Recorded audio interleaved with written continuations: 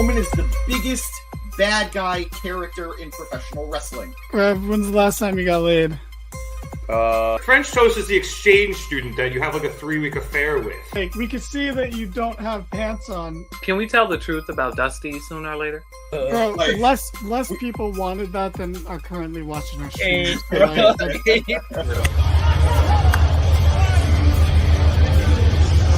And you know Vince, and you still think, are these true? It's like... Welcome to the Mark It Down podcast. You heard the man. It's the Mark It Down podcast. I'm your host, Matt Cascone. Join with me, my co-host, James Cesante, and we are here to review Monday Night Raw. Hopefully it's a little better than this, but yeah, yeet. We're going to get right into it. They had a cool little opening. We get pumped up for the main event tonight, which is, Braun Breaker versus the Yeetmeister himself, Jey Uso, for the Intercontinental Championship. We see them both coming in through separate entrances, I guess, earlier in the day to get ready for Monday Night Raw. You can note that because Braun Breaker, I really like the way his hair was looking, but we'll get to that later. We get into the important stuff then as we see a lowrider, candy red, lollipop red, whatever you want to call it, with some gold trims. Perfect. Lollipop. And it's driven by none other than Dirty Dom, and in the passenger seat, Liv Morgan, and they do the hydraulics. And I'm like, okay, they're doing this in Ontario, California. Didn't even know there was one of those. And they get out of after they do the little parade shenanigans, they get out of the car, and there's even more shenanigans as out of nowhere, literally, Bronson Reed, I guess, smashes into Braun Strowman. They just kind of smash across the camera. It's so close. You obviously can see who it is, but you don't know what's happening. But they end up plowing into a merch table. Not sure what it's doing in backstage area, but pretty entertaining. And this is all, again, one shot. So we see the lowrider come in. We see it do its thing. We see them get out of the car. They're about to start walking towards us. And then, there's these two behemoths just plowing through, from stage left to stage right. And again, Liv Morgan and Dominic Mysterio kind of just shrug, keep walking, and they walk all the way to the ring. From the backstage area to the ring, all one shot. I mentioned months ago when they started doing this that I liked the idea. It was a cool concept, but it would definitely get old fast, and they would need to find a way to keep it fresh. This was definitely the freshest I've ever seen it. Very enjoyable. And we have our first comment of the evening, Mr. Nas, NYC. What's up, fellas? What's up, Mr. Nas? Nas. We got to go to a movie together soon, Nas. It's been too long. I saw Transformers with him, and then also that new Halle Berry movie, Never Let Go, and I hated it. I hated it, but I like Transformers. So that was really the first thing that happened on Raw. Liv Morgan and Dom are now in the ring. We've had separate camera angles, and they're cutting a promo. Liv reiterating how successful her revenge tour is, while also tearing down the crowd, saying, we just did a victory lap. That's what winners do. We're winners. You guys clearly aren't winners. You have no idea what a victory lap is, yada, yada, yada. And, of course, you can't have a promo without someone interrupting. And Mr. Nas is definitely right. It has been too long. We will see a movie soon. And then Rhea Ripley comes out. And she says, "Don't worry, I'm not going to attack." I was about to do a Rhea Ripley impression, but I'm not up for it right now. God bless. Yeah, I have to practice those first. Maybe get in the mirror, Anyway, she comes out. She's like, "I'm not going to attack you. Don't worry." They goes to the ring. They have a little back and forth, and really it comes down to Rhea Ripley talked to Adam Pearce. And that the title match that they have at Bad Blood will not just be a regular match, because we saw the match graphic before. It had Liv Morgan and Rhea Ripley. And of course, Dirty Dom Mysterio was on like the side, but nobody on Rhea's side. So we know Dom's going to somehow be in this match. We figure ringside, but Adam Pearce has laid down the law. Dirty Dominic Mysterio is going to be in a Shark Tank, hanging from a cage above the ring. I usually hate this gimmick, but I think it's perfect for Dom. He was in prison. He had the teardrop tattoo that inexplicably went away after a while. I don't know. Maybe parents complained. Maybe kids were asking for teardrop tattoos. I don't know. But we even see it after this segment. Dom's like, I can't get locked up again. So great storytelling, long-term storytelling there. I like it. And again, I think it's a trash concept for a match. The shark cage is too gimmicky for me. But for this, if they're not going to do a Hell in a Cell match between these two ladies, I think this is the perfect, way to go as far as having a gimmick. What do you think, James? I actually, in general, I hate the match. I never cared for the shark cage match, like whether it was when Enzo was hung up in the cage years ago or AEW. He did his best. He did his best. It's nothing against any of the performers who've ever wrestled in the match. It's just inherently, it's designed for you to wait to see when the guy's going to break out of it. Or do something. Yeah, or do something to make it a non-factor. So, in general, I think it's a little too gimmicky for my tastes. But with somebody like Dom, who is a natural coward and is funny at being a natural coward, I'm intrigued to see how he's going to get out of the cage and what shenanigans he's going to get into. As far as I'm concerned, this gave away the finish. Liv is going to win. Sure. But now it's the how, and that's what's more exciting for me. That's what's going to keep me invested in watching the match. Going to comments real quick.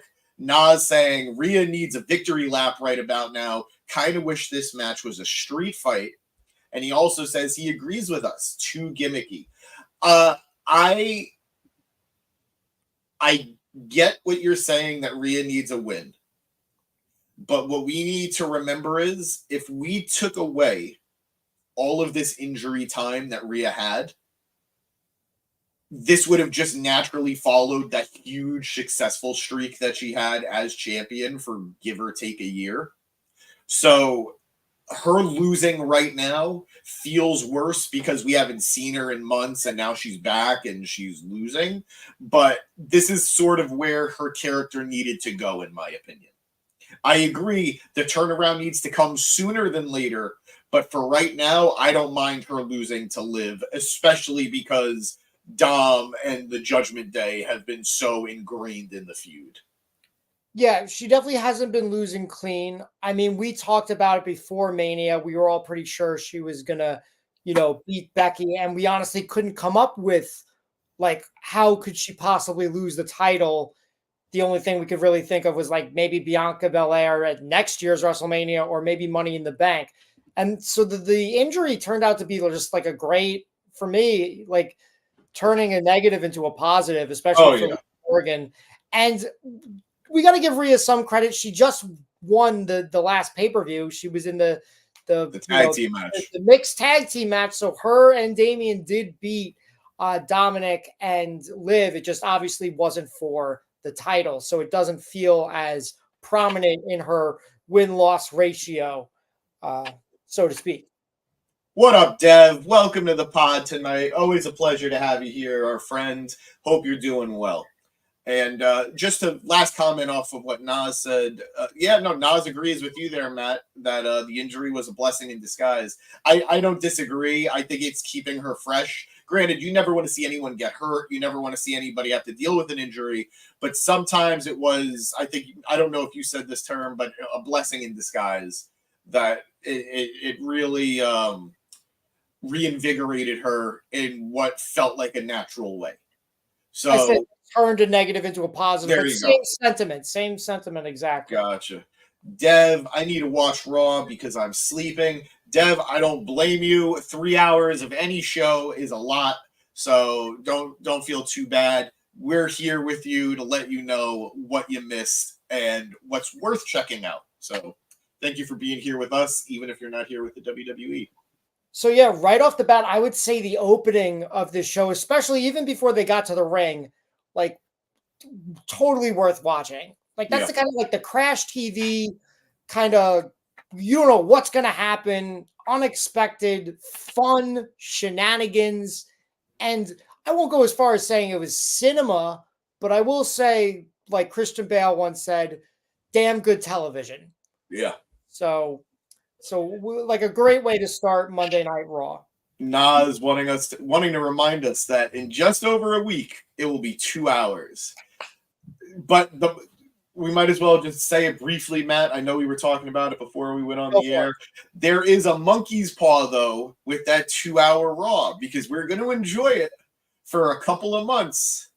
And then with all the rumors that are out there right now, who knows for sure, but the rumors are saying not only is Raw going to go back to being 3 hours when it goes on Netflix, but SmackDown might also go to 3 hours when it come January. So we went from 5 hours to 4 hours to 6 hours. And damn, I don't know what we did to upset whatever executive at USA and Netflix is doing this to us, but please be gentle. Please be gentle. Nas, we don't know for sure that it's going to be 3 hours. It's been reported, but it hasn't been officially announced. It hasn't been confirmed anywhere. I'm banking on it being likely and being real, but until I get that press release, I'm going to put my head in the sand and pretend that all is right in the world. But we shall see. I said it I knew someone who did press for WrestleMania. I'm like, if you get to ask a question during the press conference, you have to ask Triple H, the Netflix deal. Are you guys required to do 3 hours of Raw, or do you have the option to go back to 2? Triple H, if you're listening to this, please give us just 2 hours of Raw. And I actually heard a very interesting thing that's going to be fun and suck at the same time. Tell me. There's a rumor, and I think it's based off something either Triple H said or another executive said, that there is a good chance they're not going to be locked into a specific time every week. So week 1 might be 2.5 hours. Week 2 might be 2 hours and 10 minutes. Week 3 might be 2 hours and 45 minutes. I don't think it's going to be consistent every week. Now, on one hand, that's kind of cool because you never know what you're going to get out of a show.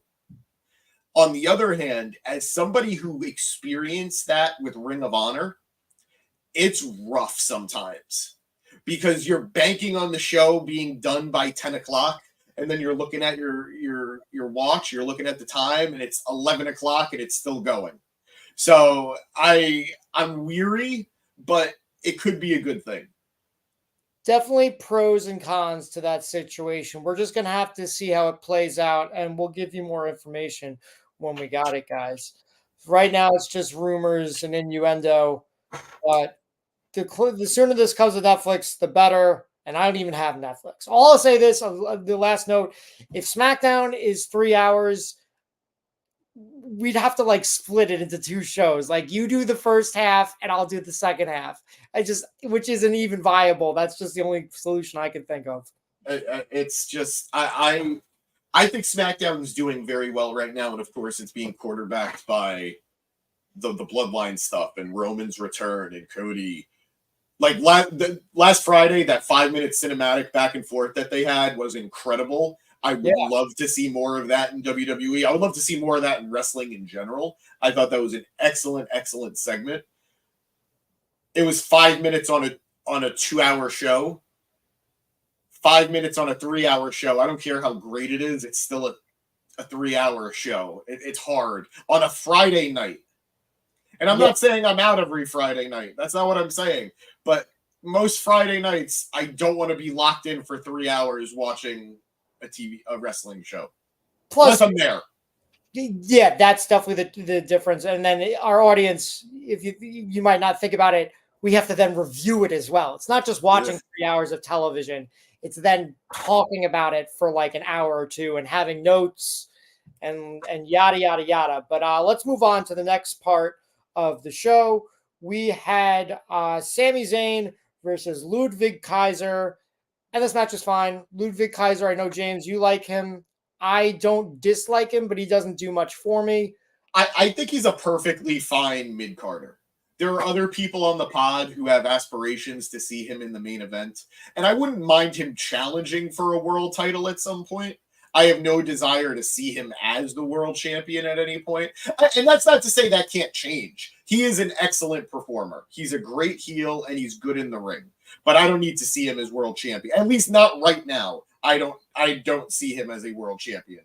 I don't see him as anything. I'd rather see Giovanni Vinci wrestle any Get day. the fuck out of here. He's actually good. Have you seen I him like wrestle? Vinci. I like Vinci. I liked him in the Cruiserweight Classic. I've liked him in NXT. I've liked him in Imperium. He's totally fine.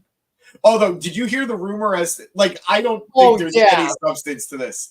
I don't think there's any substance what the rumor is? Because I think it's bullshit too. Should we mention what it is? I don't even know if we should. Okay. Might as well because we're teasing it. So, but I just saw it today, and I don't even know what the source was. But again, we're stating we think it's baloney. Baloney. Big time baloney. Again, big fan of Vinci. Italian World Order right here. The rumor is that Vinci's recent booking and how he's kind of being buried is punishment because apparently on this the rumor says that he flirted with Tiffany Stratton, and as you know, Tiffany Stratton is with Ludwig Kaiser in real life. So that got back to Ludwig or got back to corporate or whatever, or whoever's booking this stuff nowadays. And now Vinci is being punished. And I think it's bullshit. I think it's absolute stupidity. One, even if it's true, I can't imagine that the company would actually be punishing him for a personal life thing. If Vince was running the company, he would have put the title on Vinci and had him pinning Ludwig. But no, I don't see them acting on this potential real life stuff. And two, in general, this just sounds so dirt sheety. It sounds so let's get clicks for drama. I don't think it's real. All that said, absolutely, Ludwig Kaiser is absolutely better than Giovanni Vinci. And I don't have any shame in saying it. I will respect my Italian boy. I will root for him, and I'm hoping things turn around because he's better than what they're doing to him on SmackDown. But no, Kaiser is like an old 80s movie villain. See, I think Kaiser definitely has the better character. Also, I think if this was real, the punishment would be something with HR. It would have nothing to do with your booking. Yeah. So Kaiser is definitely the better character. Like, he can speak. He's got the mannerisms. He's very confident. But I'm just saying, if you straight up were like, hey, would you rather see Ludwig Kaiser wrestle or would you rather see Giovanni Vinci wrestle? For me, it's Giovanni every day of the week. But especially, here's my main complaint about this match. Ludwig, he keeps doing this run around the ring drop kick. It's terrible. And I don't know why he keeps doing it when you're on the same show as Braun Breaker, who does a run around the ring spear that's 1,000,000 times better. You have a similar move, a similar setup, and yours sucks, and this other guy's is awesome, and he has better booking than you, maybe you should find a new move to do. I don't know. Strowman does it too. It's not like it's unique anymore. It's at least it's entertaining when Braun does it. It's also different because it's Kaiser's just look at me run fast, and I'm gonna do a big devastating move. Braun's look at me, just kind of. I'm just really big, so I could be running really fast or just running really slow. I'll just bump into people and it'll be funny and entertaining. Braun's really fast. Anyway, this match was fine. That's all the notes I have on it. Do you have any notes on this match or no? Not on the match itself, just on the overall storyline, I guess. Okay. So, after Sami wins with the haluva kick, what's his name? Gunther comes out. Gunther. Gunther. He comes out and he's like surprisingly like just in his trunks in his championship. He's not wearing a suit. I thought he'd be wearing a suit. He comes out. He's like, "Oh, Sami, you want this match? You know, I feel like maybe you really deserve it right here tonight. Like, you really think you just like." He's amping up the crowd. He's amping up Sami. Like they're about to have a championship match. Again, he's in his trunks. He's ready to go. And Gunther says no. Hops off the apron. Walks away. Big F you to Sami and the crowd. I guess I thought this match would have been on Bad Blood. I'm guessing it's not going to be. I haven't looked at how many matches are on the card so far. But I mean, it's because Sami versus Gunther is going to be at Bad Blood. It is? I mean, it have to be. Otherwise, Gunther is just not wrestling. I can't see that happening. I'd have to, again, there's so many times where you're like, this match should be on the pay-per-view, but like the pay-per-view does 5 matches. So like right now we have Rhea versus Liv. We've got Cody and Roman versus the Bloodline. We've got Priest versus Balor. All right, so right now we got Liv Morgan versus Rhea Ripley, Priest versus Balor, Punk versus Drew in Hell in a Cell, Nia Jax versus Bayley or Naomi. And the Bloodline match that I just talked about. And the Bloodline match that you just talked about. And yes, I agree with you. I hate this trend of 5 matches, and WWE fans are buying it for some reason. Like, they're like, oh, this is so much better. I don't have to watch a long pay-per-view. It's the one time a month you should want to see a longer show. I'm not saying AEW long where it's like 6 hours, but like, come on. 6 matches minimum on a pay-per-view shouldn't be hard to accomplish. I had a buddy today who was saying he didn't understand why Jey versus Breaker isn't at the pay-per-view. It's fair, but I also, on the other hand, I liked that they're doing important matches. I agree with you 100%. I agree with you 100%. Keep going. I just wanted you to know I'm on the same page with you there. Yeah, there's definitely reasons to have some of these matches on Raw to make Raw like can't miss. And I would say tonight qualified. Was it the best episode of Raw? No. Did I thoroughly enjoy it? Yes, and I would qualify it as can't miss. Maybe not the entire thing, but definitely parts of it. So as a whole, qualifies as can't miss. And I'll go back. I've said it a number of times in this show, like back in Money in the Bank, absolutely should have had DIY versus A-Town Down Under on the card. Again, we're going to have another pay-per-view. No tag titles. No tag titles. Tag titles have not been the men's tag titles. Both brands' tag titles for the men's have not been defended on a pay-per-view since WrestleMania. It's disgusting. But we've known this. Triple H has never liked tag team wrestling. Vince has never liked tag team wrestling. And it seems like the thing that Triple H has somehow carried over. Sup, Navarro. He says, hey, boys, every pay-per-view for WWE should be 6 to 7 matches and 8 to 9 on the bigger pay-per-views. Totally agree. It's somehow WWE has figured out a way to get the fans to be on board with this, and I just can't fathom it. I really, really can't. It sucks. It sucks. I guess they're just putting on good shows, but again, there are missing components. It feels like there's just too much ads, and there's a match missing. That's what it feels like. A pay-per-view should not feel like on par with a Raw or SmackDown in terms of time. That's always been my belief. Been my belief. Eric, our producer boy who stopped producing for us a long time ago, saying spoilers. Well, you should be at work right now, so you shouldn't even be on YouTube. And Navarro saying he also feels like what Matt is saying is 100% true. We need some stuff for TV that's actually good. Can't miss. But I'm so annoyed with the constant ad feeds at pay-per-views. I agree with that too. I agree. It feels like lately it has gotten so commercial that it's about selling the product than actually giving us the product. I wouldn't be shocked if like WWE superstars start having the ads that WWE has like on their gear, or at least their entrance jackets. I would not wear a single promotional item unless I had the deal with that company or with that brand. Like when Brock had the Jimmy Johns on his shorts and whatever else he had on his shorts, WWE wasn't seeing that money. That was Brock having those ad deals. So if I'm a superstar, I am not wearing anything on my gear unless I'm making money off of it. Easier said than done, but I get the sentiment. And I'm in the same mindset. But like, if they tell you to wear it, you probably have to, unless you're like Roman or Cody.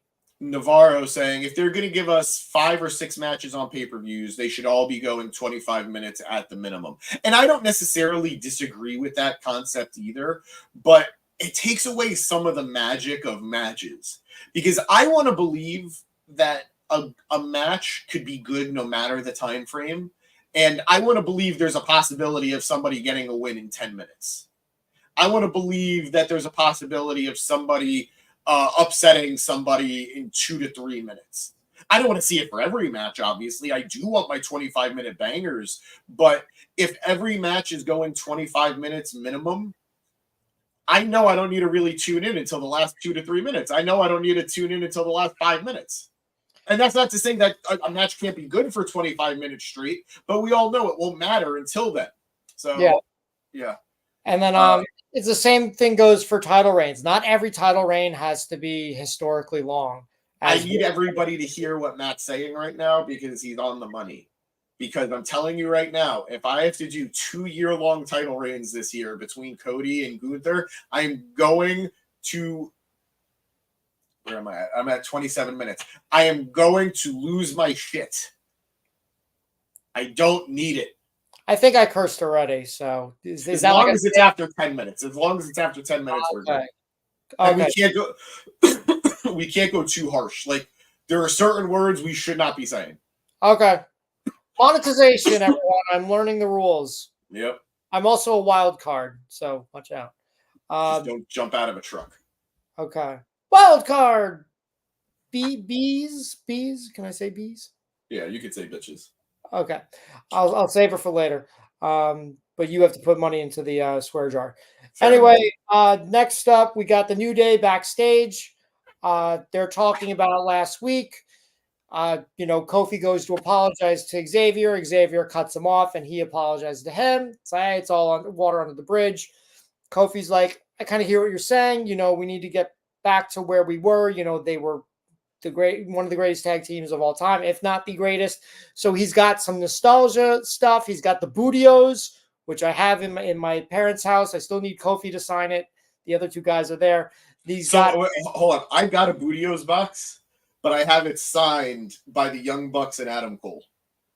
That's funny. Is it the action figure pack or like actually the cereal? The cereal box. I've got the action figure pack. Yeah. This was when the Elite were feuding with the from New Japan to WWE. Funny.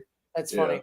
Yeah. So he's got the Bootios, whether it was the action figure or the cereal, I don't know which. You'd have to open it up and find out. But he's also got Francesca too, and he's got like the wristband Bootio. And Xavier's just like, yeah, like all that's cool and everything, but we need to get like serious before we're like having fun, because we need to get some wins under our belt. And Kofi takes it well. He's just like, yeah, no, you're right. How about you like quarterback to for right now, like we'll do it your way. And Xavier Woods is like, cool. American Made come by looking like studs. Like even Ivy Nile looked like $1 million. Like she did her hair blue and red and it didn't look ridiculous. And they're just making fun of them. Chad Gable's like, these guys suck. Don't take after them. I think you got Brutus, the cannonball dude. I think he's got like a new gimmick where he laughs and calls people nerds. I only kind of caught it for like a second. He's like, nerds. And I had like left the room for just a second. And so I came back and I caught some of it. And I'm like, okay, I didn't hate that, but I want to pay more attention next time it happens to gauge whether I think this is like comical and worth doing every appearance, But anyway, they just basically challenged them for a match later in the night. So we basically have like the 2 biggest losers of Raw right now, the New Day and Chad Gable. I guess they're in a little feud. So who's the loserest of the losers? And it sucks because like they're all super talented and I all love them in their own special way. But also I couldn't care less about any of them until Xavier Woods decides to break up with Kofi. And it's like even anything gonna really come out from that other than he breaks up with him? Is he gonna win a championship like Jey Uso? I don't think so. That's also my complaint. I wish Jey wasn't on the same brand as Xavier Woods right now. I feel like we're going to cross over in the same territory. So I know I kind of went on a rant there. No, you're good. You're good. You have a negative outlook towards this. I'm just really hoping, like Dev just mentioned his name, I really just want, I hope this leads to Big E coming back. I'm sure that's very naive. I'm sure that's very optimistic, but I'm choosing to hope this is leading towards the return of Big E. And then all three of them, power of positivity again. I really like that thought, James. And I hope you're right. That's what I will say. And I actually really like James's prediction, or maybe it wasn't so much a prediction, but definitely like your hope was when we were talking about who could Gunther face at WrestleMania. And you were like, God, I want Big E. And I think that would have been amazing if Gunther had an open challenge and Big E came out and beat him for the title. That would have been insane. I'll tell you now, I would love it if Big E's the guy to, I'll still say it. If we're waiting till Mania or whenever for Gunther to drop the title, I would be happy with it being Big E. Have him return in the Rumble. Oh God, that'd be great. Okay. All right. Not a bad. I don't dislike that. I don't like it as much as the IC title one, but I do like it. Then we get a great video package. Oh, sorry. The last thing is Xavier Woods and Kofi are kind of yeah, we got this. And a guy with a big plate of pancakes comes up behind Xavier and Kofi kind of waves them off. That was just really just very cute, very funny. I'm glad these guys might be losers. They might not be winning their matches, but they're still entertaining. So absolutely. We get a great video package for the Intercontinental Championship match later tonight. It's very, very good. We then go to Liv and Dom. They're talking to Adam Pearce. Dom said, I can't get locked up again, like I told you. Adam Pearce says, it's official, it's done, it's happening. He walks away. Dom calls him Mr. Potato Head. Thought that was kind of funny. JD McDonough, Carlito. Sorry, I said that with a little too much enthusiasm. And I'll just Carlito and the other one. Who's left in that group? Balor. Okay, no, it was just Carlito and JD that they came up to them then. So it's the four of them. They're talking, and Dom, JD, and Carlito start walking, presumably to the ring, and they run into Ilya Dragunov, who I guess is still alive. Good for him. He hasn't been fired or anything like that. He has a kind of a talking with JD McDonough. It's kind of hard to hear McDonough. It's just a bad, not every backstage interaction without a microphone is going to work out great. It wasn't completely inaudible, but it was just kind of I was struggling. I had what? My little, and basically that's probably going to happen next week. You probably get Ilya Dragunov versus JD McDonough. The only thing I really thought was funny here was as they were leaving, Carlito, what did he say? He said, nice tie, by the way. And it was funny because Ilya Dragunov had a suit on, but he didn't have a tie. He just had the half buttoned open shirt. And it was just it was a really dumb line that made me laugh, and I enjoyed it. So good for you, Carlito. You got one over on me. Carlito, I don't think I've ever seen you wear a tie, especially not on WWE television, but I digress. Next up, it's Dragon Lee versus Carlito. Who cares? Didn't we have this rivalry match already? Didn't this already get sorted out? On SmackDown. Okay, so we're on Raw. Would it have been SmackDown? Yeah. Yeah. So I guess they have to I mean, you say that like Rey Mysterio isn't still involved with the Judgment Day after like 7 years. I didn't say I like that though. No. But like, I'm just saying, like, I don't know how we could be surprised that this match would happen when Rey Mysterio. I don't think he's done anything in WWE outside of Judgment Day in like 2 years. He won the title off of Austin Theory, the U.S. title last year. Did he really? Yeah, remember? That's like terrible. It was so weird. We all thought LA Knight was winning at SummerSlam. They had the Battle Royal instead, and then Austin Theory lost it to Rey Mysterio the next month, which felt totally random, but it was also kind of cool that Rey Mysterio was the U.S. champion and Dominic Mysterio was the North American champion. They were the champions of North America. Fair enough. But wow, what a world. Yeah. So they had a match. It was pretty short. It was fine. They let us know that Dragon Lee is in the video game and that he's a 77. So it's like, why the fuck should I care about this guy in a singles match right now? I have never cared about the overalls in a WWE game in my life. I have changed every single one of them to what I think actually makes sense. And just be better, 2K. Be better.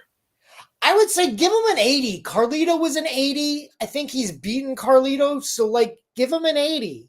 Let's put it this way. Do I put a lot of stock in it? No. But I do question how some guys are, like, more than other guys. And if you're not a jobber, you should be in the 80s. If you're not, like, losing consistently, you should be in the 80s. I was going to say, if you're less than 80, I think you're pathetic. Like, that's not personally. I just think, like in the game. Yeah, like that's pathetic if you're under 80. Yeah, no, absolutely. So they have a match. There's some shenanigans. I don't think what's Zema Ion's name now? Oh, I have no idea what it is now. I know who you're talking about, but I don't know what his name is right now. LWO guy who's the one who does the giant jump from the ring, the ring ropes. I think he hasn't changed outfits in like 3 months. He's still wearing that LWO, like, you know, the bleach red wash. The LWO guys are Cruz del Toro and Joaquin Wilde. Thank you. Joaquin Wilde. He's had the same Taylor Swift hat for like 3 months. I don't know why that's popping off. I have my volume off on my phone, but I guess because it's connected to my computer, it dings. Regardless, this match, whatever, it doesn't matter. Next up, we got Miz backstage. I guess he's asked for a match with Bronson Reed, so we're getting another like run back of a match. I don't know anybody who asked for this. I think it's been part of a larger story between Bronson Reed and Miz sort of having like a cordial relationship backstage. And no, you messed it up again. I said Bronson Reed. I mean Braun Strowman, right? Yes. Yeah. So not to confuse our listeners, Miz is having a match with Bronson Reed. And I feel like the last time I reviewed Raw, that's exactly what happened. They had a street fight, and it was a pretty good match. I will give them credit. But I just like, why are they running this back? And again, I messed up the name, but it's still true. The statement is true. It's part of the larger storyline of what is Bronson Reed and Braun Strowman and Miz getting involved, where really it started with Miz and Reed, and then Strowman got involved. And now these last few weeks, Strowman and Miz have had a cordial backstage relationship where Strowman, he likes Miz, but he's kind of made it clear that he thinks Miz is out of his element here. Yeah. Just want to say hey to Mr. Penguin. Yeet. So he's having a conversation with Karrion Kross, who I guess has forgotten about Xavier Woods. My comment to you earlier was like, he planted the seed. He's letting it grow on its own. You know, Xavier Woods breaking up with the New Day. He's got like multiple projects that he's working on right now. He's probably going to fail them all. Like he loses all his matches. He's a negligent heel. He's a negligent bad guy. He goes in, he causes a mess, leaves, doesn't care what happens, and we're just supposed to give him all the credit for it. Screw that. I know this is Odyssey Jones's fault. I understand that. I know that, and screw it. Like, if the reports are true, screw you, Odyssey Jones. But man, they did not care. They did not care. This is just New Day storyline, and Cross has moved on. Weird.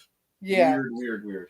So yeah, it's definitely like it's puzzling and annoying, but at the same time, Karrion and Miz had a really good interaction. It's like an interaction that you would see in a movie. They felt very natural. They didn't feel like they were reading lines, but they weren't like ad-libbing here and there. Like they were saying what they said clearly, smoothly, straight and to the point. Karrion's like, "Oh, I hear what people are saying about you backstage." And Miz is kind of like buying into it, but at the same time, he very clearly says, "What's your angle?" So it's like Miz isn't an idiot. And that was really great to see. I feel like we see that a lot in wrestling where it's just like the viewer, what's going on, but the wrestler, one of them is being a huge doofus. And it's like, we're watching a cartoon, guys. So that wasn't the case here. It was cool. I don't know if I want to see them continue doing this. Maybe just Karrion does this with somebody new each week till I don't mind the concept of corrupting wrestlers. AEW did it a little bit with Malachi Black and his mist. When he would miss somebody, it would corrupt them and turn them heel. I like that as a concept. This conniving, manipulative heel corrupting these good guys that we like. But I want there to be some follow-up. I don't want it to just be something that he does and then he fucks off and then the guy he's wrestling there's no bounce back. Now, that's also not to say I want Miz in any way involved with Karrion Kross long term. Like, I don't need him part of that group. I don't need him in any way really affiliated with that. But in general, there needs to be some aftercare here. Yeah, I am interested. Like I said, I thought this was compelling. I thought this was good. If Kross could have as compelling matches as he does like backstage segments like this, he could get rolling into something good here. So keep an eye on him. I want to acknowledge this comment from Penguin, and I never even really put that in my head, that Dom being in the cage above the ring really does feel like Dom on a pole match kind of thing. That I know it's not for him. I know that Rhea's not fighting for him, but I really didn't make that connection, and that was very good. We need the ladder. The ladder needs to be introduced. That could definitely be part of it. Liv could like get the ladder and like give him the key or something. Yeah. Before we get to Miz's match with Bronson Reed, we get an interview with Kathy Kelly interviewing Sheamus. Sheamus keeps egging on no longer to be named Butch, but Pete Dunne. And he starts a call him Butch chant, which the crowd is actually getting into. Like, I got to give credit to Sheamus. I haven't been interested, but he can still get the crowd going. Like, this has been multiple weeks, like, where, like, he'll go up to a crowd and everyone's like, yeah, Sheamus. Like, no one has, like, just been like, ew, get away from me, Ginger. Like no one's done that yet. I have always had a weird love-hate with Sheamus. The hate only comes from the fact, and this is just me being a mark, Sheamus's first WWE title came at the expense of John Cena in that table match, and I've never been able to forgive him, and it's not his fault. I shouldn't be mad at him all these years later, but I am. And my love for him comes from the fact that I think he's always been a very underrated talent. Bless you. And he's found his bless you again. He's found his second wind very late in his career. And I love that for him. I think he's putting on better matches today than he was 5 years ago. And I don't think he was having bad matches 5 years ago. All that said, I'm more invested in this story because I love Pete Dunne and I want to see him succeed. So I think both men have really been giving their all here. And I think my only concern is I don't necessarily want to see Dunne. I don't know how to say it. I like Dunne a lot, And my hope is that he doesn't, in the end, get fed to Sheamus. That's really where that goes. And we'll see in the long run. He's gotten the upper hand on Sheamus 2 weeks in a row now. Last week, having gotten the win over Sheamus using the cricket bat or the cricket paddle. Great weapon. He totally fucked up the hit. Like, he did not get him in the head at all. He got him totally in the arm, and it looked off. But at the same time, history will forget. We'll just remember the win and the loss. He won. So 2 weeks in a row, he's gotten the upper hand on Sheamus. But I just hope he wins the war and not just some battles. Yeah. So Sheamus, I thought it was kind of interesting. He's like, I don't want to make this like an English versus Irish thing, but this is an English versus Irish thing. So he got a little racy, and I kind of like that. Historically, they have feuded for years, for a long, long time. So it feels right to do it. It feels weird that I guess they ever teamed up in the first place, but there you go. Well, it's even weird. Well, he got Britt Lesnar to team up with him too. What's his name? God, he's in NXT now. It's gonna kill me. Britt Lesnar? Yeah, he's like the other guy that was in. Ridge Holland. Ridge Holland. Yeah, I like to call him Britt Lesnar. Okay. Guys, that was a real life discovery there, because I've never heard Matt say that before, and I had to put that together in general. So congratulations to us. So we finally get to Miz's match. Bronson Reed comes out, but before he can get to the ring, Braun Strowman hops the barricade, like gets on top of the barricade, hops it, and like plows Bronson Reed. They start fight. Braun basically knocks him down. Miz comes out. He's pissed. He's like, I wanted to have this match. Braun Strowman, they're kind of like lightly yelling at each other. They're obviously having a disagreement. It's not a screaming match though. Bronson Reed smashes both of them. Nothing like huge, but it's enough. We don't see Miz for the rest of this segment and actually I actually think there's a reason for that. But let's go through the segment first. Yeah, definitely tell me your reason at the end. Yeah. Because this new announcer guy, I haven't mentioned it till now, he's very informative. He's amazing. Joe is killing it right now.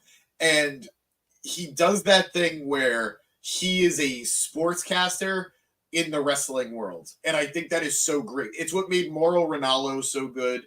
It's what makes Michael Cole, who wasn't a sportscaster but a reporter, so good. He adds that real life, real world view towards what we're watching.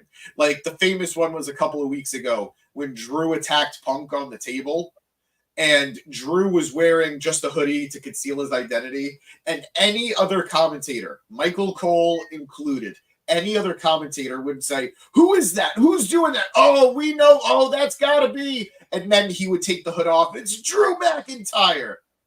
Drew still has the hood on. It's so obvious to everybody that it's Drew. And Joe just goes, that's Drew McIntyre wearing a hoodie. And it's like, thank God. Thank God. He's not treating us like a fucking idiot. So he's treating this real. He's treating this with respect. And that's why I'm thinking he's absolutely killing it right now.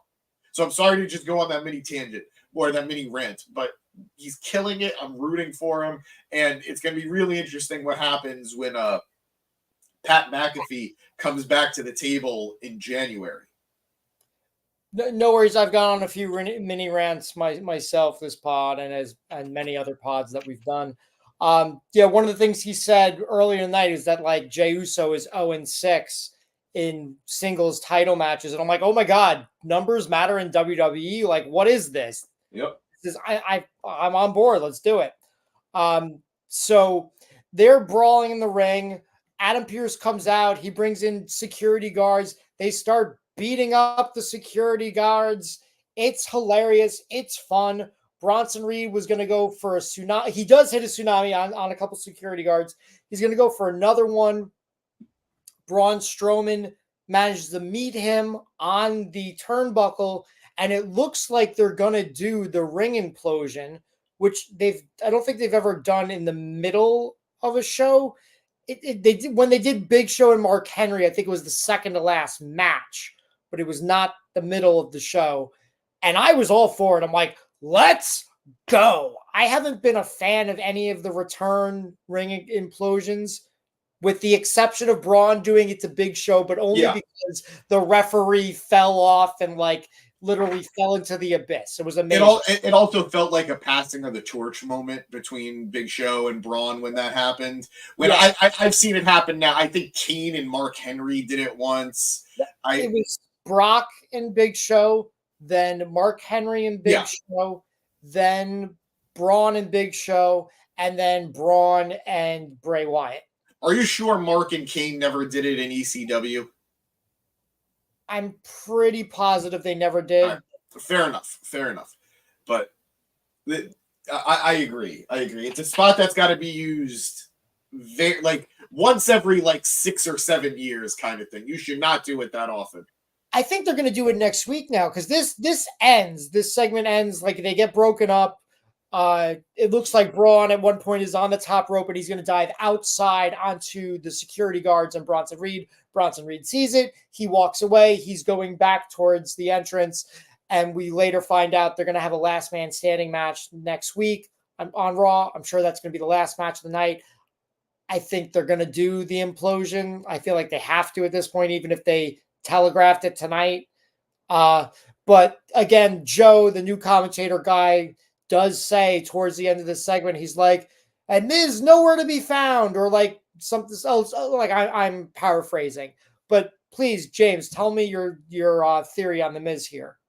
I think that's their way of highlighting the fact that Miz, they're letting us know Miz still has that cowardly heel inside him. That the Karrion Kross effect is there. That this isn't the Miz who went against Shane McMahon. This isn't the Miz who was trying to prove that he's better than everybody says he is, that he's the best in the world, blah, blah, blah. This is the cowardly heel, shit heel Miz. And he talks a big game. I wanted this match. I wanted it. But then when shit gets real, he hightails it out of there. So I think that was very purposeful. I don't think it was, fuck all, Miz is just an afterthought. Although that does go into the storyline that he's got going with Braun and Bronson, that neither of them are taking him seriously. So I think this was a masterfully done way of subtly pushing his story and pushing his arc with Kross forward. Cool. So, purposeful. And I have one complaint about the brawl between Bronson and Braun. There was one point Bronson is at the top rope and he does the tsunami splash onto two of the security guards. He pushed one of the security guards off the top rope with him, which I loved because you would it was so random because you never see the security guards take a top rope bump. It was a fun little bit. While that's happening, Braun is in the opposite corner being held down by two security guards. And I, an adult, an intellectual, needed to accept the fact that Braun Strowman, a man who pushed an ambulance over, was being held down by two security guards until he got up and chokeslammed them both to meet Reed in the corner, face to face in the ring. I didn't even realize that. I think they probably either didn't, maybe the security guards that were supposed to come out didn't, and that's all they had at the time. Or maybe it was just be like, guys, just focus on Bronson. Bronson is the focal point right here. It doesn't really matter about Braun. But I could totally see that. That would have pissed me off too if I had seen that. I like, usually I'm fine with it. Usually I'm fine with like, okay, like I understand it's not that big a deal. It's a background detail. But like, it's Bronson. Not at the expense, exactly. Not at the expense. Strowman. You got me doing it now. Not at the expense of your superstars. So it was my own little nitpick, but otherwise I love the brawl between the two of them. Dev in the comments saying Miz as a heel is a lot better than Miz as a babyface, and I think everybody agrees with that. I like Miz as a babyface, but he is undeniably better as a heel. I think his Shane McMahon run as a face was great, and I think they should have had a third match between the two of them. It's a shame that it kind of just got thrown to the wayside. Only thing I wish they had in this thing, I would have loved for them to have like squished one bodyguard, like they both run at each other and there's a bodyguard between them. It's the Limeade commercial. It's the Limeade commercial. Do you remember that in movie theaters? Limeade. So it was like when they were pushing the lime lemonade drink. Okay. They did a commercial where it was like two sumo wrestlers running. Yeah. And then, like in the middle, some guy's head just gets absolutely squished, and that's what creates the limeade. And that just showed you guys how old I am. And don't judge us too harshly, okay? So yeah, Miz nowhere to be found. That's what he said. Next up, we got a Drew McIntyre promo, basically accepting CM Punk's match offer for Hell in a Cell. Fine, like it wasn't bad. I just didn't know. It was good. It was a good, passionate promo from Drew, but this feud has been going on for so long that there's really nothing else to say. Like, both men have essentially said at this point, if you want to beat me, you're going to have to kill me. Like, I'm going to give you my all. And it was good. It was good. It's just, we're on, like, month 18 of this feud, it feels like. I don't know. And it's like, how do you get more personal than they've gotten? I mean, do you involve their wives? Do you involve Drew McIntyre's ex-wife? I don't know. Like, did you see that AJ Lee has said, I have no idea what's going on in that feud because I just don't watch? Yeah, I did hear that. I thought that was such a terrible thing to say. Like, I get it. She's out of the wrestling bubble completely. Good for her. But man, way to bury your own husband's hot program by saying, I don't give a shit. Well, we have to talk about the bracelet. Like, is WWE still selling those? Is that still... They pulled it off the market and they put it back on, but instead of saying AJ and Larry, it says CM Punk. It's still bullshit. Here's the thing. I agree with you in the long term. Like, I agree with you in the sense that girl really did not get anything out of this, and I think that's shitty.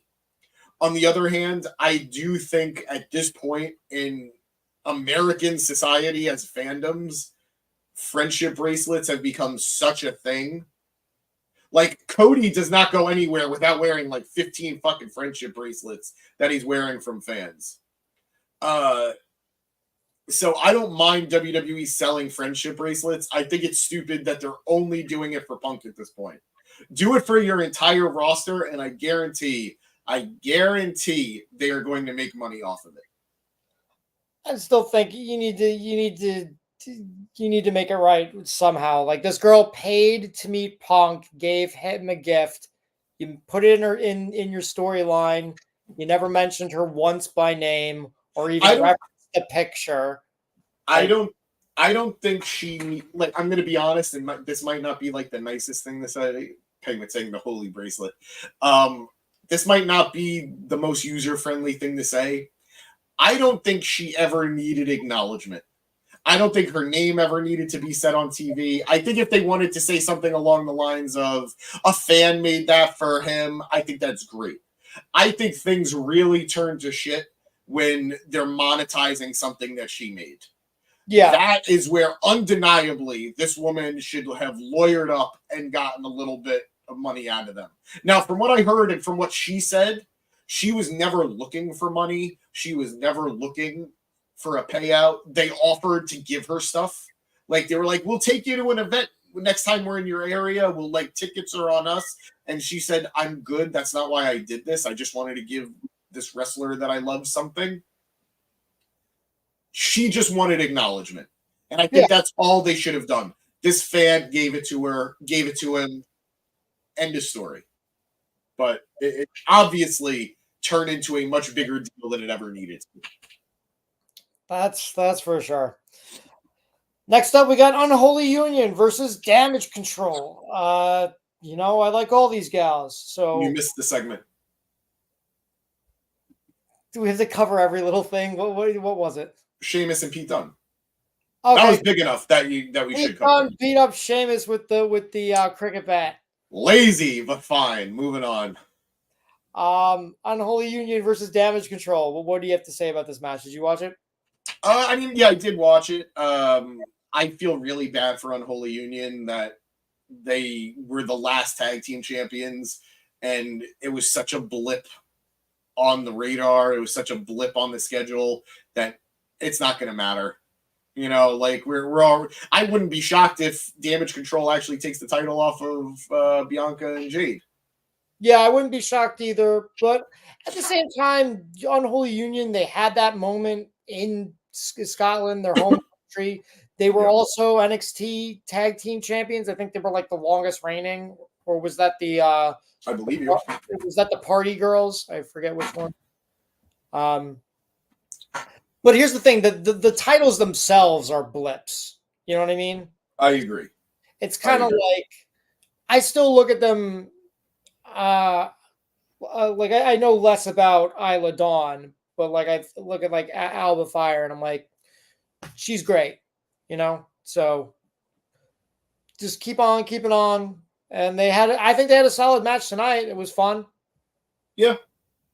I thought the match itself was fun, and I really do like how well they're reestablishing Kyrie and Io. Like Io getting that big win over Bianca last week, and now getting another win this week. I'm glad that it feels like Io's being treated better now after she's lost the women's title. Yeah, it's finally feels like she's being focused properly, which is nice, booked properly. So Damage Control win this match. So I guess maybe they're going to be the number one contenders. Who knows? We'll get to that at some point, but not tonight. Tonight, it's a backstage promo with Braun Breaker, and he's got a haircut. That's long-term storytelling on my part in this pod. So if you remember in the beginning of the pod, he came in, he had hair kind of like mine. And then now he's got it like shaved. He's got the crew cut, and I didn't like it. And he cuts a decent promo. Then we have like some weird graphic, like a flamey kind of graphic. Yeah, so I noticed that too. Looks like my guess is the Viking Raiders are ready to make a comeback. What did you think? I didn't really think about it. I miss them. I think they are a very fun, unique tag team, but whatever, you know.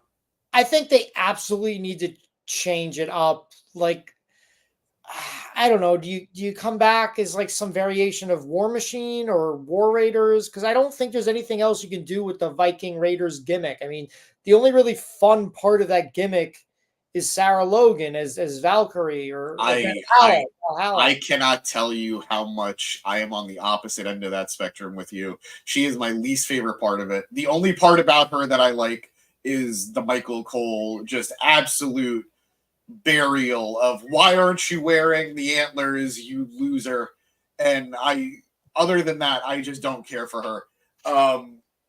But I do like the Viking Raiders. I agree. Like, I think if they kept the name Viking Raiders, but they acted more like War Machine, like what the fuck does it matter what their tag team name is? Call them the Raiders. Oh, you can't do that. NFL, sorry. Exactly. You can't call them War Machine because the rights with Marvel. No, I'm telling you. How were know they who they are before then? Because I think it was such an underdeveloped. They were on the radar? Yeah, like they were wrestling in New Japan and Ring of Honor. In a time where nobody cared about Ring of Honor and nobody was going to make a deal about an international team. But I don't think anybody's going to care what their name is. It's how they're presented. And if they don't want to do the Viking thing, which I think they still could do, like as much as I was just ragging on Sarah Logan, it's a fun presentation. Hey guys, James hates women. It's a fun presentation with the three of them. So if they wanted to do that, I'm all for it. If they wanted to scale it back a little bit, that's fine. But I think if they do scale it back again, they're just going to be generic big guy tag team on the roster. And I don't want that for them. So as long as they come back and they're treated somewhat well, I'll be happy. I think both of them, Eric, Ivar, I think they're both great. I think the trio of them is great as well. So they lost so much steam when they were feuding with Street Profits. when they were feuding with the Street Profits and they were doing that comedy bit every week about bowling and roller skating and all that shit, it was cute because we're getting to know these teams better, but they looked like goobers because they kept losing to the Street Profits. I liked it, but it definitely, I think the concept was good, but maybe the execution was a little bit off. Yeah, they should have maybe won some I don't know. Like, I don't know what the solution was, but I think you're partially right there. I would say here's my compromise. I would settle. They can come back as the Viking Raiders. They can keep the same gimmick, but they got to go back to being Hanson and Rowe. That is my compromise. I'd actually be completely fine with that. I never liked the name change to Eric and Ivar. And I think it might be tough now because so many people know Ivar now and are invested in Ivar. So going back to Hanson might be tough. But I hated it. I hated Eric. I thought that was the dumbest name change. Like, let him be Rowe. Like, Rowe and Ivar, I think is fine. And there was already Eric Rowan on the roster, and that's why they changed it. They changed it from Rowe because of Rowan, because he wasn't really being called Eric Rowan anymore. He was just Rowan. Okay. So they were like, all right, just be Eric. But even then, it was stupid. Yeah. We have 3 people named Braun or Bronson or whatever, to the point that I've been really confused tonight. I could have been fine with Rowe and Rowan. And all 3 of those BR guys, they're all on the same fucking show. We have to deal with all 3 of them tonight. Like, awful. I like them all individually, but together it's too much. Awful. So what happened next? Oh, we get, again, it's a 3-hour show, so they have to fill up the time. They showed some of the Cody Rhodes, Roman Reigns Stadium Stampede. They showed that. Literally, they told me, we're going to show it. And I'm like, okay, I haven't seen it yet, so I'm just going to look it up on YouTube. And by the time, the commercials went and they started playing the highlights, I had watched the entire thing. So... And I think you got it better on YouTube because I don't think they showed the actual full 5 minutes. I think they cut it on. They cut the intros with the cars. Yeah. Yeah. So I just think in today's day and age, you don't need to have these kind of things on your shows. I understand they do it because they have to fill up 3 hours, but do you really need to fill up 3 hours? You could have a shorter show. Like, please do that on Netflix. Because, back in the day, you couldn't watch things on YouTube. Like, now you can. You got it all right here. So we're moving right on. Jey Uso's backstage. Sami Zayn comes up to him, says something inspirational. He basically says, hey, the Intercontinental Championship meant a lot to me. Like, it's going to mean a lot to you. Go out there, win it. This is yours. Like, and Jey Uso's just like, yeet. And they do their little, boom, boom, yeet, YMCA. Their little whole handshake thing. It was cute. I like their relationship. I really thought they were winning the tag titles. I thought that's what they were going with after Sami lost the IC title. I'm glad that they didn't, just because I don't need to see Jey win the tag title again. That's not what the story's about. I would have been fine with it, especially if we're going into the Bloodline versus Bloodline Civil War. But Jey himself needed, and we'll talk more about it as we get to the main event. But yeah. You're right. I think it would have been acceptable had Jey not won the tag titles with Cody already. Like, I actually think, I prefer the team of Jey and Sami over Jey and Cody. But, you're kind of going back to the same kind of thing. So, yeah, you're probably right. Better off not doing that. So now it's American Made versus New Day. American Made, people are doing the "You Suck" chant. It's great. Yep. Keep doing it, fans in the arena. They had a decent match. These guys are all really good, especially New Day, who were hitting some innovative offense. I think this is the first time I talk about a move positively tonight. Austin. Xavier Woods has Kofi Kingston up in the electric chair spot, and he throws him back. Kofi does a backflip into a splash on one of the Creed brothers. Like, a cool move, like innovative, but like not like the most insane thing you've ever seen, but just very clean, very smooth, very crisp. And it's a cool move to see Xavier Woods do, because I feel like you think of Xavier Woods, you think of like him like being all around just good, but you don't think of him like as a powerhouse guy. Like, you know, it's not easy lifting a guy who's bigger than you on your shoulders and like flipping him off. Didn't he have a good spot either like a couple months back or a couple weeks back where he like fireman carried someone pretty huge? Didn't he carry like Bronson Reed or no, it was Otis, wasn't? I don't even know. He carried someone gigantic to the point that I was shocked that he did it. And I'm like, more of this from this guy. We never give these guys enough credit, you know, the ones that aren't the powerhouses, because like, you know, all these guys have got to be strong. They're all working out, like they're all lifting people over their heads all the time. So, but it's nice and refreshing when you see a guy who's maybe your cruiserweight, or you see a guy who's just kind of like what you would consider average size in WWE. When I was on the wrestling team back in high school, which was very briefly, my maximum weight that I could squat, and I carried this over into college, was 550 pounds. Wow. If I tried to do that today, I would flatten like a pancake and my knees would buckle faster than my belt. But back then, I was able to do it. And if I could do it, Xavier Woods should be able to carry 2 big shows. Okie dokie then. So this match, decent all around. The American Made end up winning after shenanigans. The most notable part of this match, again, Xavier Woods was the quarterback of this match. At one point, it looked like he was having things under control. Chad Gable gets on the apron to distract the ref. Xavier pulls him into the ring and just starts beating the shit out of him, like pretty convincingly. You know, not the most convincingly, like, but pretty solid. Like Xavier was just going nuts, crazy guy over here, nut boy. But then Julius Creed comes up behind him. They do the finisher. They beat Xavier Woods 1, 2, 3. Next up, we got a Priest video package for Finn Balor, his match with Finn Balor. It's decent. I've liked some of his other video packages more, but this wasn't bad by any means. I'm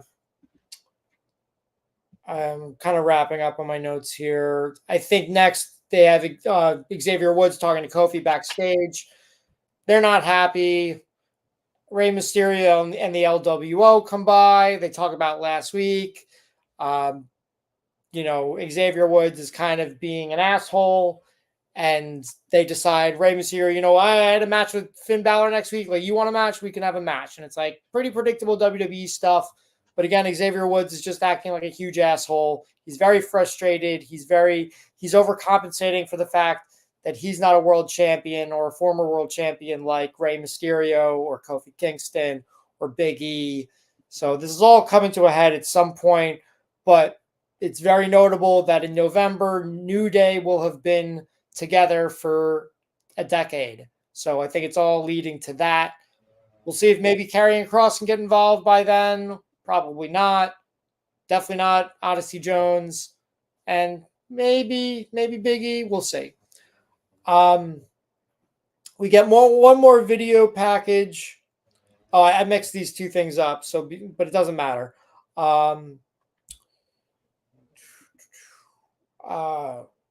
Another video package that happened before the whole thing I just talked about was Pure Fusion Collective. They're still around. I don't know what they're doing. They had a really good video package. I will give it to them. I thought it was probably the best one of the night, but it's about a group I don't care about, who have a bad track record, who have put on shitty matches and just aren't well liked. I mean, like, should I even mention the fact that, what was it, like last week or 2 weeks ago, Sonya Deville's like, all the men want us. And I'm like, what? I mean, like, who wrote that? It's terrible. There's nothing I could say here that would be appropriate, so I'm just not going to speak on it. Yeah. Like, ugh. Like, the worst part is I like all three of those women. I know you're not a big Sonya Deville fan, and I know you're whatever on the other two.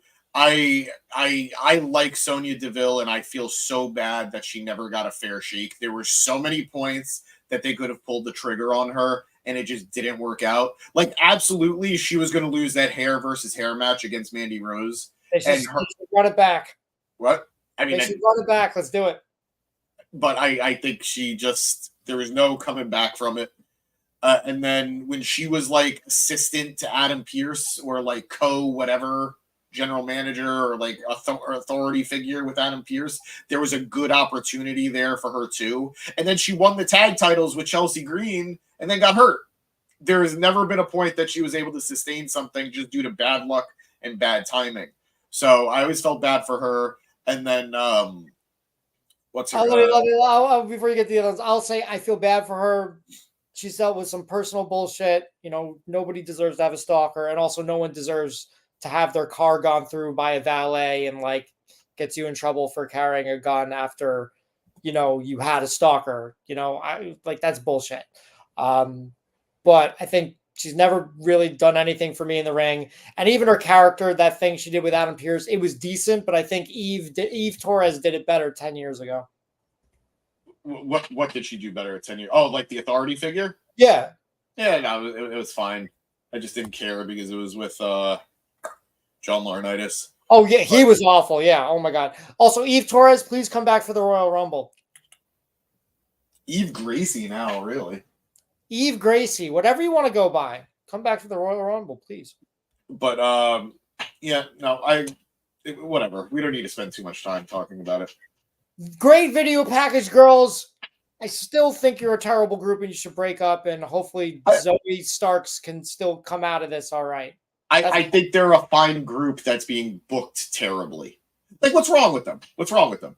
Their name is stupid. They sound the name is stupid. The name is... let me say my joke. They sound like a nutritional supplement company. But I think the three of them work, though. I just think they're booked terribly. There is no reason you're putting over Natalya 2 weeks in a row. Eve Torres Gracie. So she did the double name. Good for you, Eve.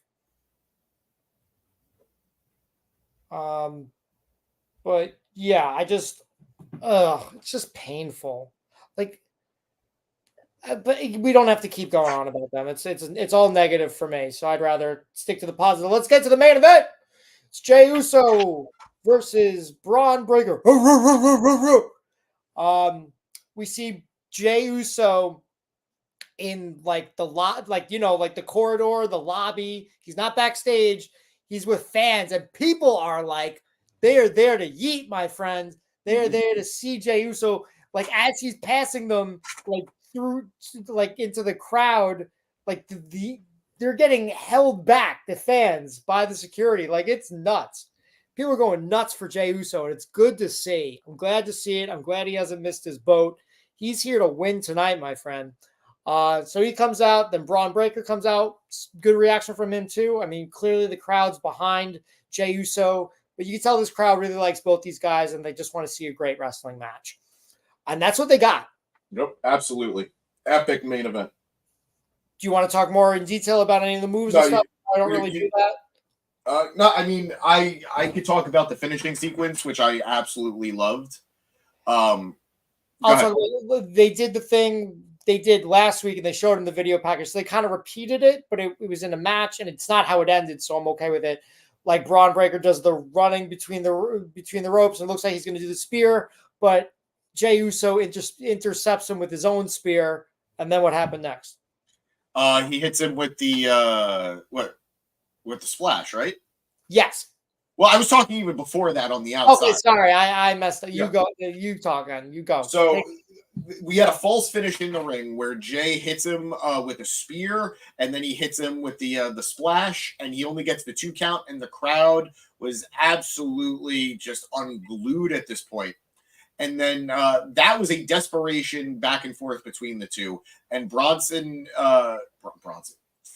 Breaker gets the upper hand and gets Jey to the outside.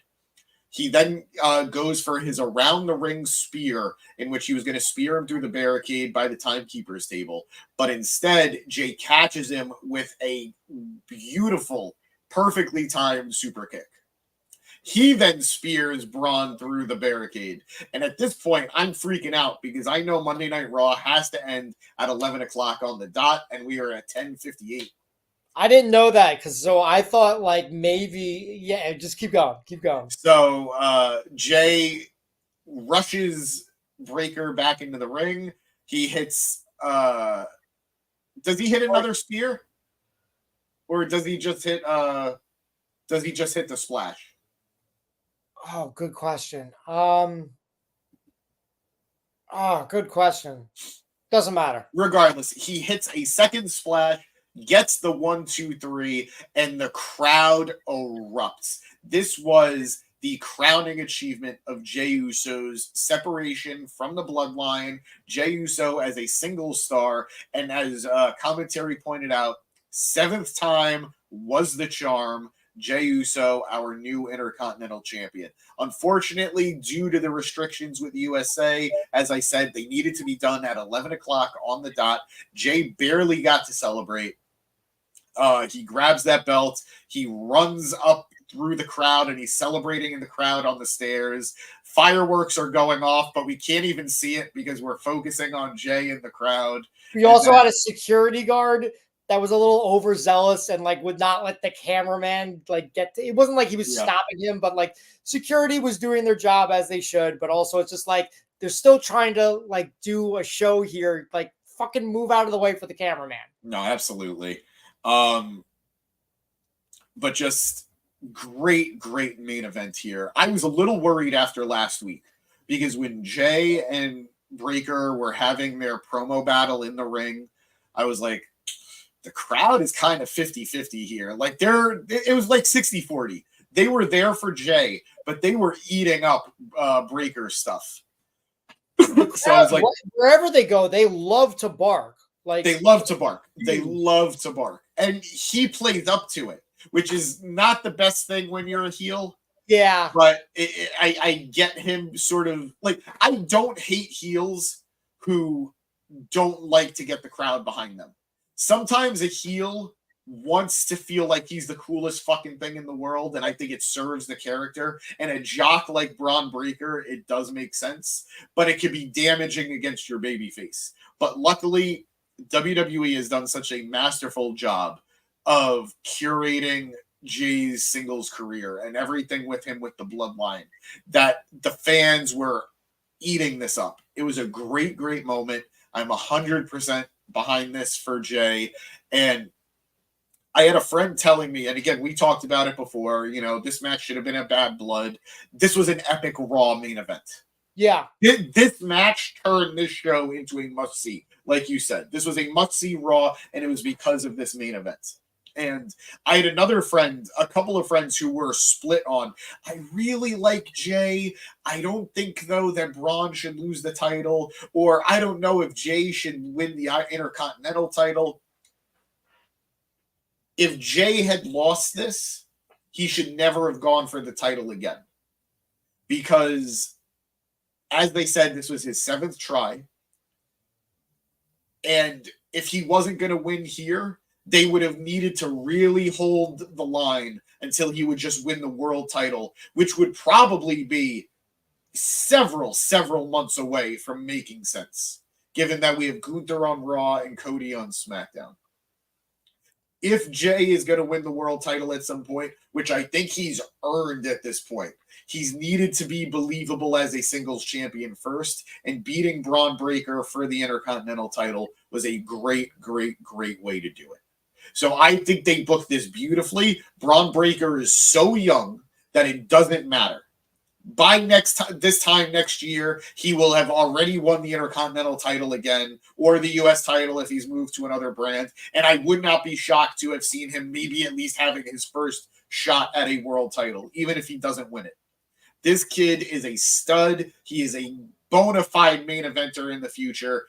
This is fine. Jey beating him was a great moment. You couldn't have said it better. What also, like, if people are complaining that Breaker's reign is too short, not every reign has to be long to be impactful. I agree.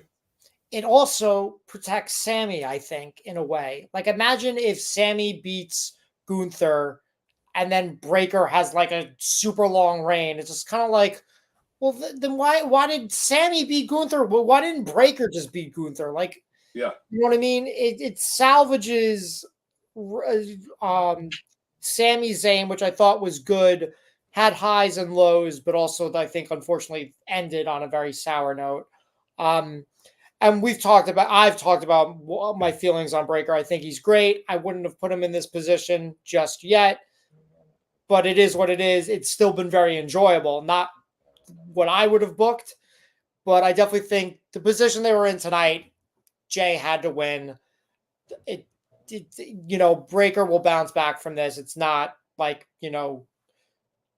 it's not, I don't know, like Lex Luger winning by count out for the world title. Yeah. No, this was a very well-earned outcome.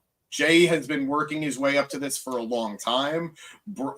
Breaker is the overconfident young kid. I think everybody wins here. Going to the comments real quick, we have Navarro saying, Jey Uso deserved it. Happy Braun didn't have a 5-year run. Braun will be a 2-time champ at some point. Glad we could get a feud out of this title change now. I agree. Well said, Navarro. Well said. Dev saying he's shocked by the Jey win. I hope it's a happy shock, though. I think we're all it's a surreal moment that we're finally here, but it's a good surreal moment. For me, it's as soon as Joe in the beginning of the broadcast, because I haven't been staying up to date on Raw. I've been a little bit behind. As soon as he said he's 0 for 6 in singles title matches, I'm like, oh, well, he's winning tonight. Like, so I had my moment last week where I had a panic for a second, where in their promo battle back and forth, it ended with Jey spearing Breaker. And I'm like, oh, fuck, rule of opposite momentum. Yeah. He's not going to win. But later on in the show, when Jey was coming out to help with the Judgment Day stuff, he got blindsided by Breaker with the spear. And I'm like, we have a shot. We have a real shot of the Yeet Man being champion. And we did insane spear, too. It was really good. The spears on the outside are 10 times out of 10 better than spears in the ring. I don't know what it is. I don't know if it's because you have more time to run. I don't know if you could, because it looks like it comes out of nowhere. Whatever it is, I will always watch a spear outside of the ring and it be better. Dev saying, hell yeah, he's happy for Jey. Good, man. Happy to hear it. Yeah, it's late. We should wrap up. Any more comments? No more comments, but I do want to thank everybody who's joining us here tonight. We have a lot of followers, a lot of watchers with us tonight, and thank you for being here with us at the Mark It Down podcast. You guys know the deal now. If you're new here, thank you for checking us out. I don't know what brought you here, but we appreciate it. If you liked what you saw, please hit that like button and maybe, just maybe, consider subscribing. We cover WWE, AEW, TNA. When things are big, we cover New Japan and Ring of Honor. We cover all major pay-per-views. And we tend to go to live events, too, where we give you some fun coverage. We're going to be at Dynamite this Wednesday. We're going to do our best to cover Dynamite after the show, which will be tough because we'll be in the middle of a Collision taping. But I give you my word, we're going to at least give you some content come Wednesday, whether it's here on YouTube or on social media, which... if you want to check us out, we are everywhere. We are on Facebook. We are on Instagram. We are on TikTok. We are on X. We are on Foursquare. We are on MySpace. We are on LinkedIn. We are, what was that Penguin game that kids played? We're everywhere. Club Penguin. We're there too. So we're on Hive too. That social media that happened exactly. Exactly. We're everywhere but Threads for some reason. Want to thank you guys. I've been saying it. We hit over 1,000. Super appreciate all the support we've had. Sorry, guys. I am still sick and I'm doing my best to shake it. We had a winner to our contest, right? We did have a winner to our Joe Hendry giveaway. We are still waiting to hear back from you. Dash, I believe you're Dash. We got the Joe Hendry autograph right there, and we have the T-shirt waiting for you. If you don't claim it, we're going to have to go to the runner-up, and I know they are chomping at the bit for it. So you're going to have until Sunday. I'm the runner-up. Yeah. You have until Sunday. And if we don't hear from you, pal, we're going to have to go to number 2. Just going to finish up these comments real quick. Dev saying he doesn't want to see Jey back in the Bloodline storyline. And I don't know if I agree with you there, pal. I would love to see champion. I would love to see an Intercontinental champion Jey Uso involved with Roman. I think that would be a great dynamic. Thank you for the compliment, Dev. We appreciate it. It's guys like you who've been with us for so long that have made the channel so good. Navarro asking us if we're going to AEW on Wednesday. Yes, we will be at Grand Slam at Arthur Ashe in Queens, and we will be at House of Glory this Sunday in Queens as well. Navarro, if you're coming, let's hang out, dude. I mean it. Let's totally hang out. Would love to see you. Ivan, unfortunately, that Joe Hendry giveaway is over, but we do have several other giveaways that we're going to be announcing very shortly, and a little bit of a teaser for you. We will be doing another Joe Hendry giveaway soon, probably around Bound for Glory. Give it time, though. If you see us Sunday at House of Glory with Joe Hendry, also check me out. There I've you got go. Lego Joe Hendry, so that I'll be bringing him. Ivan saying he does want Jey back with Jimmy and Roman and The Rock and Sami to get the new bloodline. See, I agree with Jimmy, Roman, and Sami. I don't think Rock is going to be on OG Bloodline's team. I think he's going to be with the new bloodline. But great idea, Ivan. And Ivan, stick around with us, pal. If you're new here, hit that subscribe button. We're going to be talking a lot of wrestling moving forward. If that happens, would Roman be like the wise man? Because I don't think I don't think The Rock would want to take orders from Solo Sikoa. Like, do you think Rock would be the wise man? I was having this discussion with somebody the other day. I think we're going to find out that this entire time, from the formation of the bloodline to now, Roman has been the Darth Vader to The Rock's Palpatine, to the Emperor. And I don't think that makes Roman any less a bad guy or any less a threat than he was or any less an intimidating force. I mean, Darth Vader killed Yinglings, so. Jesus. But yeah, so we shall see. I think we're going to have Rock leading the new bloodline and Roman leading the OG bloodline, and somewhere Cody Rhodes is just going to be stuck in the middle. Ivan saying the wise man will come back after the beat up of the new bloodline. I think so too. And Dev saying he wants to see The Rock back. I want to see The Rock back too. I love The Rock. But ladies, gentlemen, and everybody else, thank you so much for being here. Thank you so much for sticking with us here at the Mark It Down podcast. We love you. We really, really love you. Have a good night. As always, watch wrestling. Later.